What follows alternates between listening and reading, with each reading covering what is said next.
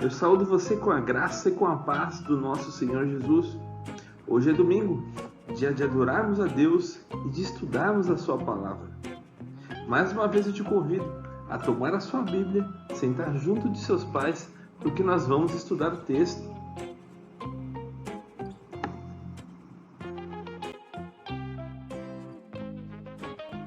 Nós estudaremos hoje, com a graça de Deus, o segundo livro de Samuel, os capítulos 8 e 9. E o tema do estudo será a bondade de Davi para com o filho de Jonatas.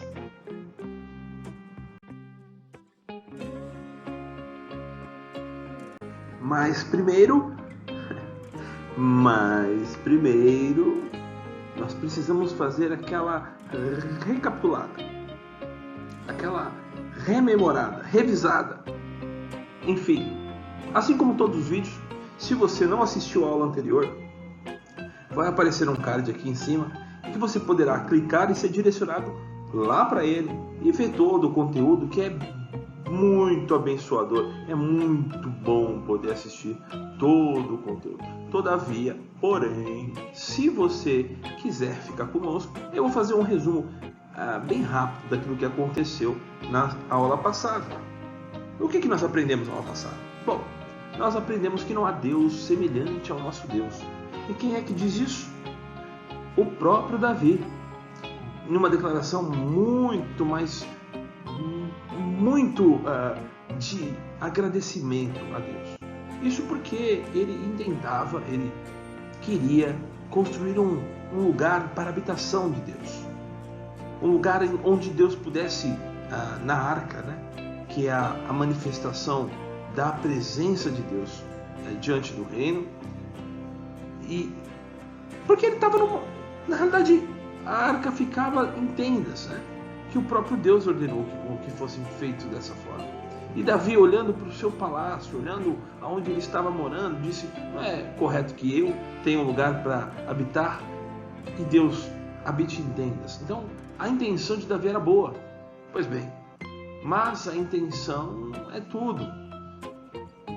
Não era o momento de que isso acontecesse. E Deus responde isso por intermédio do profeta Natã. Davi até poderia ficar chateado porque Deus recusara que ele fizesse a construção. A pergunta de Deus era muito direta: você fará uma morada para mim? E a resposta de Deus vem: não, Davi, eu farei morada para você. Eu estabelecerei um reino de paz. Eu farei da sua descendência uma descendência eterna de rei. E o reinado não terá fim do seu descendente. Nós sabemos que o descendente de Davi direto é Salomão. E nas mãos de Salomão é que o templo de Deus será construído. Porém, quando Deus se refere ao descendente de Davi, que reinará eternamente, ele fala a respeito do Senhor Jesus. E a declaração de Davi, ela vem de encontro, aliás, ela vai ao encontro desse favor de Deus, em que ele se reconhece tão pequeno e tão imerecedor. E é justamente isso. Nós vimos também que Deus cuida do seu povo. Deus, ele derrama da sua graça para com o seu povo. E essa é a condição que Davi se vê. Tão pequeno, tão imerecedor, para que Deus pudesse fazer isso. Por isso eu vou fazer você se lembrar de uma frasezinha comum nos nossos dias que nós estudamos, né? O que é a graça? Você sabe me dizer? Pois bem, a graça é um favor.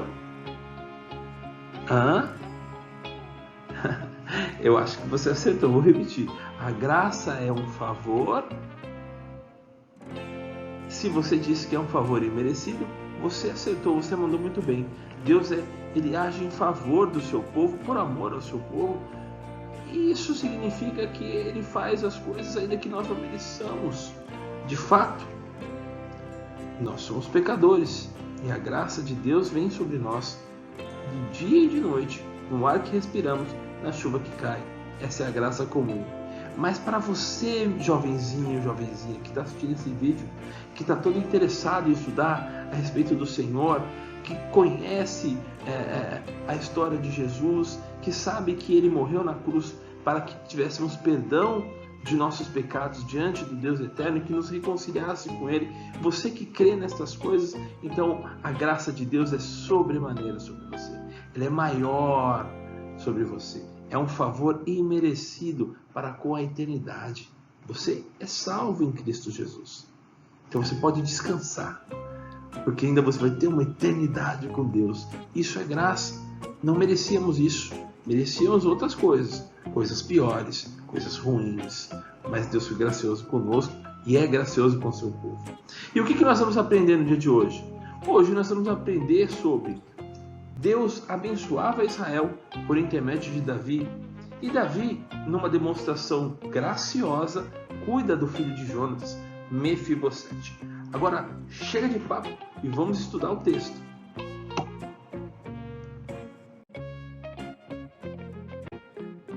Eu espero que você já esteja com a sua Bíblia aberta no capítulo 8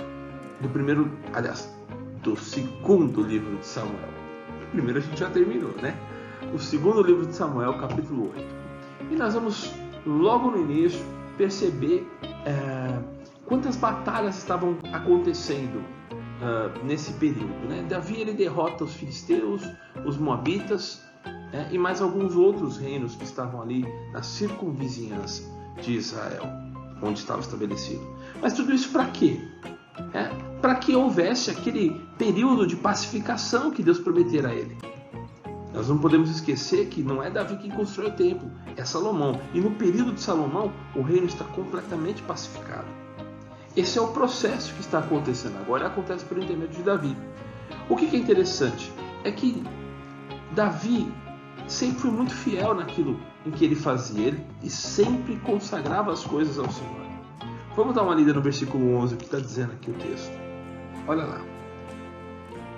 No capítulo 8, versículo 11, diz o texto assim: os quais também o rei Davi consagrou ao Senhor, juntamente com a prata, com o ouro, que já havia consagrado de todas as nações que sujeitaram. Aqui diz que Davi, depois de sujeitar todas as nações, em tudo o que ele fazia, ele consagrava ao Senhor. Todas as coisas, todos os despojos, tudo aquilo que sobrava das guerras, tudo aquilo que ele retinha consigo, ou que ele recebera de outro reinado, que já se submetia à sua palavra, né? Pagava-lhe os tributos, os impostos, tudo isso era consagrado a Deus, e era para manutenção do seu reino. Davi era um homem muito temente ao Senhor, nós sabemos disso, nós vimos isso já no correr da história. E o Senhor, nós não podemos esquecer que, embora fosse representado ali o rei imponente, potente, forte, cavaleiro e tal, era o Senhor, nosso Deus, que conduzia os exércitos e lhes dava a vitória, como em todos os tempos, como em todo momento. Não é pela força do homem, mas pela vontade de Deus. Davi sabia disso, por isso consagrava as coisas ao Senhor, porque não reconhecia a vitória vinda de si mesmo, não se reconhecia grande o suficiente para poder obter êxito, vencer todas as batalhas, mas reconhecia que era graça. Graça! Deus derramava da sua graça, era favorável ao seu povo, e por isso que eles venciam. Olha lá o que está dizendo no versículo 14, né? Pôs guarnições em Edom, e em todo Edom pôs guarnições, e todos os edomitas ficaram por servos de Davi. E agora o finalzinho: e o Senhor dava vitórias a Davi por onde quer que ia. O texto é muito claro, o Senhor dava a vitória, mas isso não significa que Davi ficava de braços cruzados. Isso é muito importante para a gente. Vou fazer um parênteses aqui. Na nossa vida, nos dias que a gente vive, o dia a dia, a gente tem o costume de fazer muitas coisas e achar que elas vão acontecer mais por as nossas ações, por puramente as nossas ações. Olha só, jovenzinho e jovenzinha, pensem comigo. De fato nós temos que agir, nós temos que fazer as coisas corretas e nós temos que fazê-las com muito empenho, com muito zelo. Porém, não deixem de orar ao Senhor. Não deixem de pedir a orientação a Deus. Não deixem de confiar em Deus. E não deixem de, depois de obtido aquilo que você tanto queria, aquilo que você tanto trabalhou para conquistar, de agradecer a Deus. Porque com certeza foi Ele que concedeu isso a você. Era isso que Davi fazia. Davi confiava em Deus, mas agia. E depois de agir, agradecia. Reconhecia que era o Senhor quem era gracioso para consigo e com o seu povo.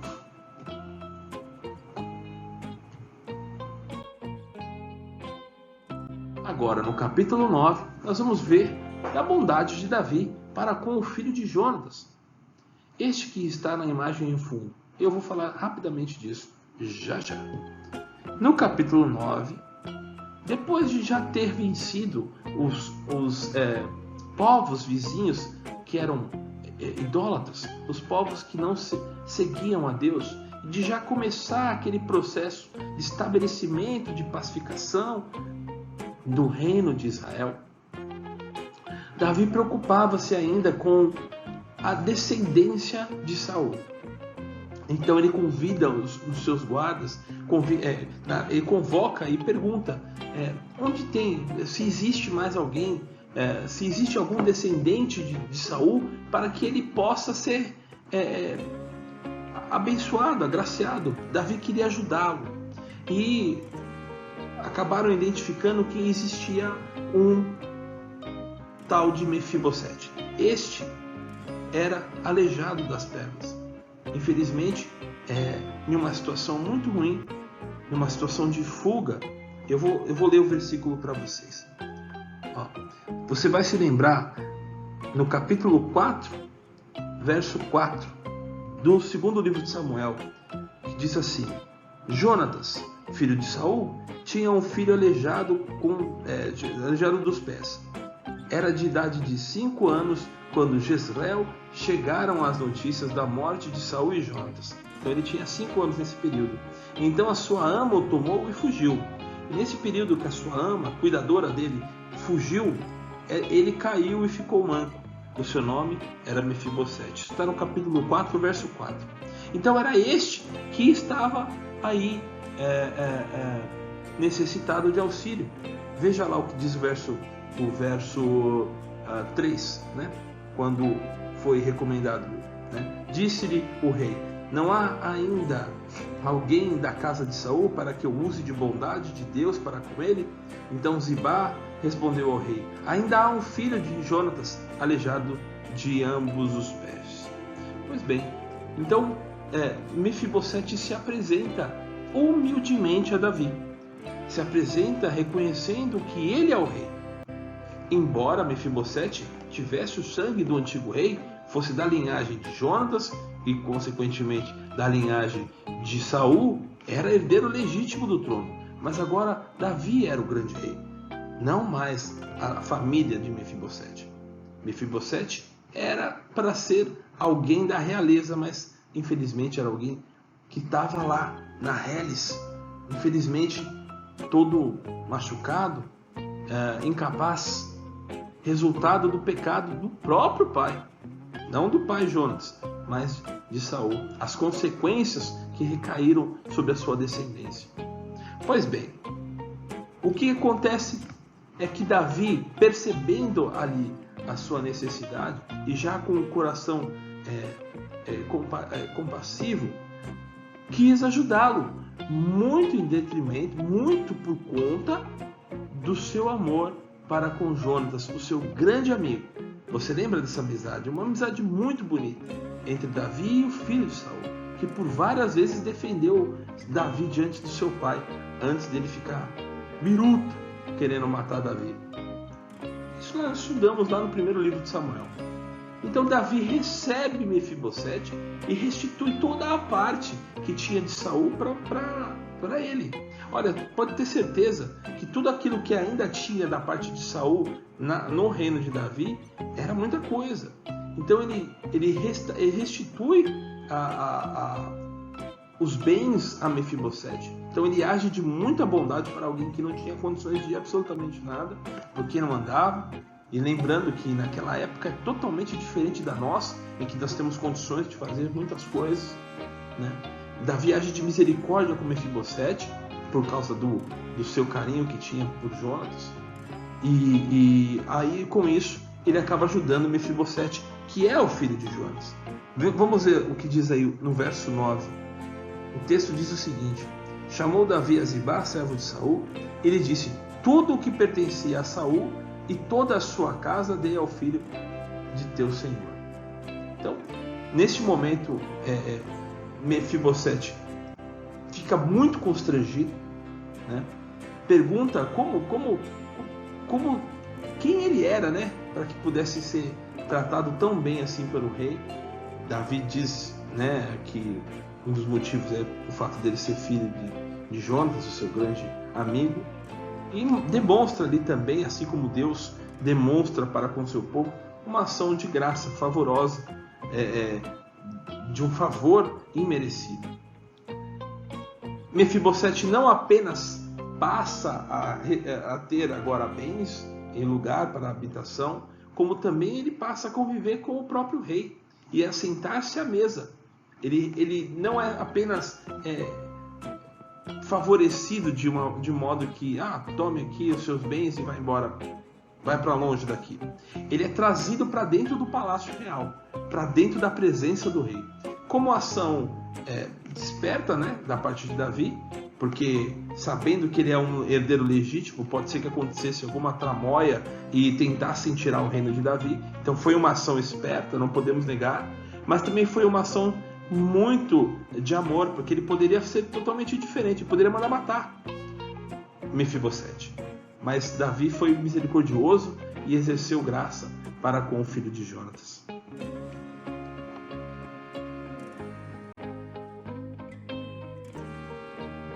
Essa é a imagem que ilustra essa cena. Mefibosete não podendo andar e Davi o abraça.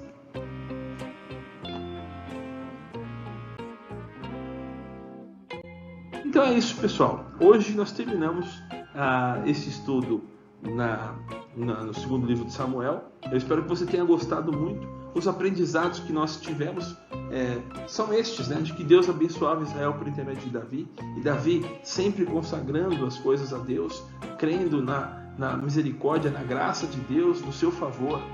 Respeitosamente fazia o que tinha que fazer e sempre agradecia, sempre submisso, sujeito ao nosso Deus. Um exemplo para nós, para que nós sigamos isso. Davi também demonstra da sua graça para com o filho de Jonatas, o seu grande amigo, pai de Mefibosete. Mefibosete era um aleijado e agora recebe bens da sua família e, mais do que isso, ele é levado para habitar, para conviver na presença do grande rei Davi. Se você gostou, dá um joinha nesse vídeo, compartilha com seus amigos, se inscreve no canal da Igreja Presbiteriana de Santo André. Tudo isso aqui é feito para a sua bênção, para a sua edificação, Igreja do Senhor. Um beijo, um ótimo domingo e até mais.